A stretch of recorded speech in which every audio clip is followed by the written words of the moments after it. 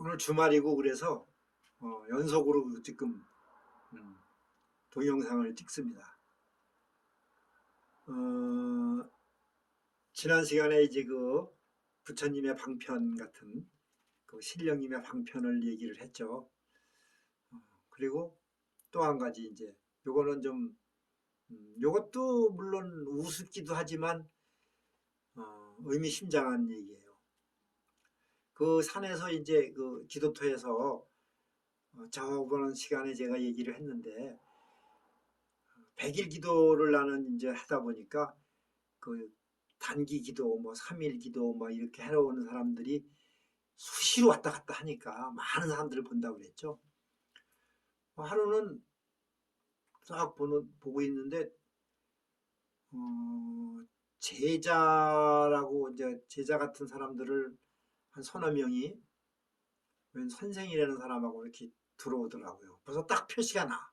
선생은 벌써 저 약간 거들먹거리면서 뒷짐지고 다 폼 잡고 제자들이 이제 여자 둘에 남자 하나였던가 하여튼 그런데 이렇게 따라오더라고 이제.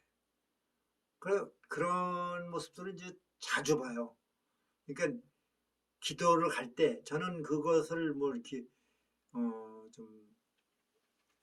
좀 소홀하게 보지 않습니다. 왜냐하면은 제가 해본 결과 이 신선생 그 선생이라고 그러잖아요. 신선생 선생 스승 이런 사람들은 꼭 필요합니다. 문제는 그 선생이라는 사람들의 그 자질의 문제지 꼭 필요해요. 그 역할이. 그 역할은 자기 제자가 기도할 때 이제 그 잡신이 이 침투를 하는 경우가 많아요. 이 영적 세계에서는 참 별의별 가능성이 다 있습니다. 그런데 그 이제 잡신이나 그런 사기가 그 침투를 할 때 이 제자는 무방비 상태로 당할 수밖에 없어요. 그러면 이게 단기적으로 끝날 수도 있지만 또 이게 깊이 들어오면은 대책 없을 때가 있죠. 그건 진짜 큰일 나죠. 그래서 신선생이라는 사람들은 그때 옆에서 바로 그걸 캐치해야 돼요. 그래가지고 쫓아내줘야 돼. 그 정도는 돼야 신선생이에요. 근데 그게 안 되면은 그 뭐해로 쫓아다녀? 해주는 게 없어 그럼 하는 일이. 이것도 굉장히 중요한 얘기입니다. 그래서 이 기도터나 이런 데는 많은 사람들이 기도를 하러 다니다 보면은 그 온갖 그 잡스러운 이 사기, 그 사악한 기운들까지 포함이 돼가지고 좋은 거 나쁜 거 짬뽕이 돼가지고 정말 많은 그 기운들이 떠돌아다니는 게 기도터예요. 그래서 애동제자들은 기도터를 쉽사리 이렇게 경솔하게 함부로 갈 데가 못 되는 거지. 그래서 처음 기도하시는 분들은 큰 절, 유명한 절이 있잖아요. 우리나라에 뭐 통도산이 뭐 해인산이 이런 식으로 그냥 그런 데부터 시작하는 게 순서예요. 나 같은 경우는 그냥 정말 아무것도 모르는 놈이 그냥 그 정말 온갖 잡기가 버글거리는 1월산에 달파덕 들어간 건데 참 살아있는 것도 나는 참 행운이야 어떻게 보면. 나도 참 내가 봐도 내 스스로 대견해. 이게 안 죽고 병신 되지 않고 이렇게 또 멀쩡하게 있는 거 보면은 그건 내 힘보다는 어떤 나의 그 보호령이 완전 훌륭하신 분이니까 지켜주신다고 나는 인정을 합니다. 항상 감사하죠. 어쨌든 그 신선생하고 이제 그 제자가 따라 들어왔다고. 그래 우선 이제 뭐 옷들 갈아입고 그러더니 이제 그 야외라 그래야 되나? 그 바깥에 제가 그 전에 얘기했던 그 산신각 앞마당 그 마당이 그 제자들한테 그 많이 그 애용되는 자리예요. 나도 거기서 많이 그 후를 했고 거기서 굿도 하고 막 그래요. 그 자리에서. 그런데 이제 거기 가서 제자들은 이제 가부좌 틀고 앉아가지고 이제 시작을 하는 거야. 그래서 이제 선생이라는 사람은 시커먼 그 뭐 장삼 같은 거 있잖아. 그거 입고 손에 그 죽비라 그러죠. 이렇게 정신 차리라고 때릴 때 쓰는 그 죽비를 하나 딱 들고 아주 포스가 딱 다 나오지. 그 우리는 뭐 또 구경 삼아서 보면서 이제 실금일금 보는 거지 뭐. 재밌어요. 그런데 그 기도하다가 이제 역시나 그 제자가 이제 좀 몸이 반응이 이상한 반응이 올 때가 있어요. 그때 그 선생이 이제 바로 가가지고 그 죽비로 사정없이 등짝을 때립니다. 어우, 세게 때려요. 그리고 막 입에 담지 못할 욕을 합니다. 내가 그대로 표현해 줄까요?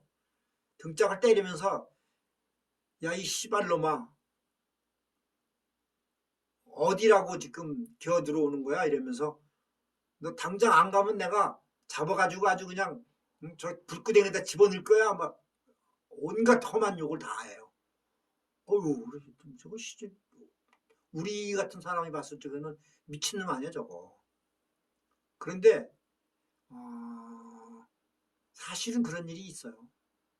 그 나는 이제 그때는 이해를 좀 못했어요. 그런데 조금 지나고 나니까 선생의 역할이 저런 거로구나. 물론 코미디 같은 부분도 있어요. 좀 과장되고 그런 것도 있는데 아, 어쨌든 그 본질은 그게 아니야. 그러니까 제자를 지켜주기 위한 그게 이제 자기들만의 그 방식이지. 그러더니 이제 기도가 한 차례 끝나고 방에 들어갔는데 거기서는 코미디 같은 장면이 나오더라고. 그 아까 그 이제 죽비르다가 때렸다는 그 선생이 그 자기 제자인가 뭐 누구한테 이렇게 앉혀놓고 어떤 그 이제 그 뭐라 그래야 되나 주술 행위를 하는데 우리가 무슨 벌레 잡아내듯이 몸에 그 귀신을 꺼낸다는 거야. 끄집어낸다는 거야. 그러면서 너 여기 있었구나 이러면서 손으로 탁 잡아내는 거야. 그래갖고 자루 속에다 집어넣는 이거를 무서운데 이게 솔직히 그건 나도 좀 무서웠어요. 지금도 무서워요. 그런데 그게 가능한지도 모르겠더라고. 또 어떻게 보면은 이 뭐 무한한 세계니까.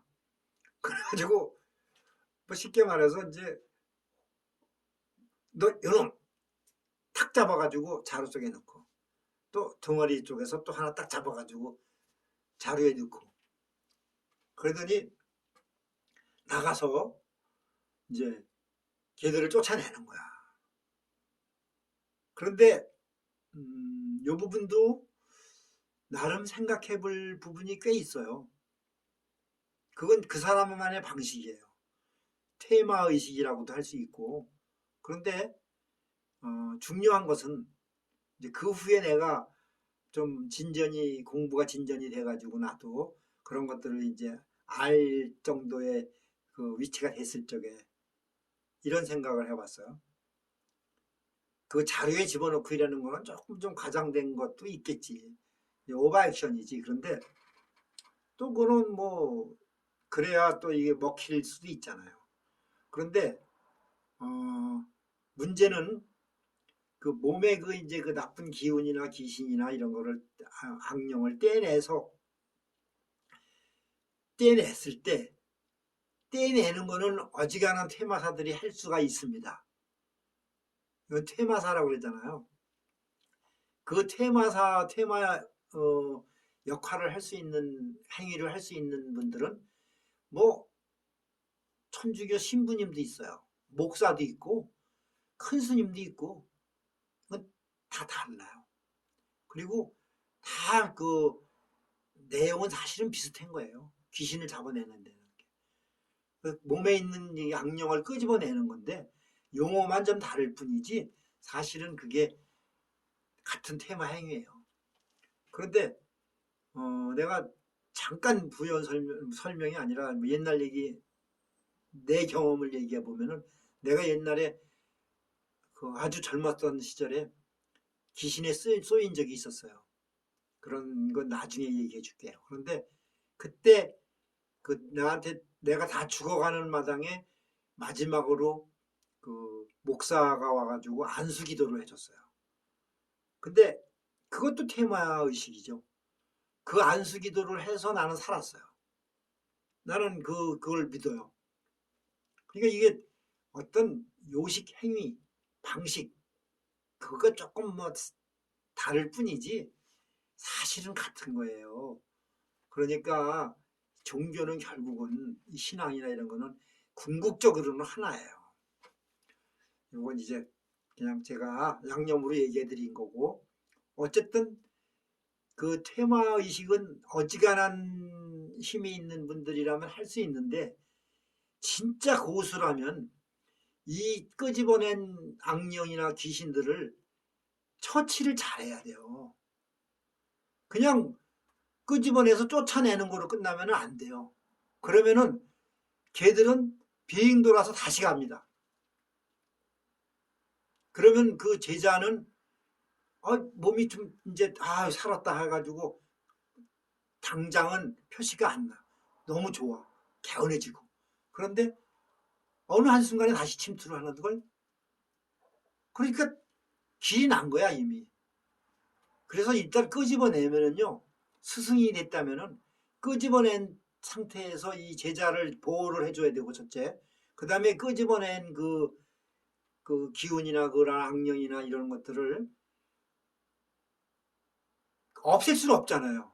지가 귀신을 어떻게 죽여 없애? 귀신이 죽나? 아니지. 좋은 곳으로 가서 좋은 곳에 가서 자리를 잡아주는 것 그게 제일 좋은 방법이고 그 다음에 이제 다시는 오지 마라. 그걸 윽박질러서 될 일이 아니거든.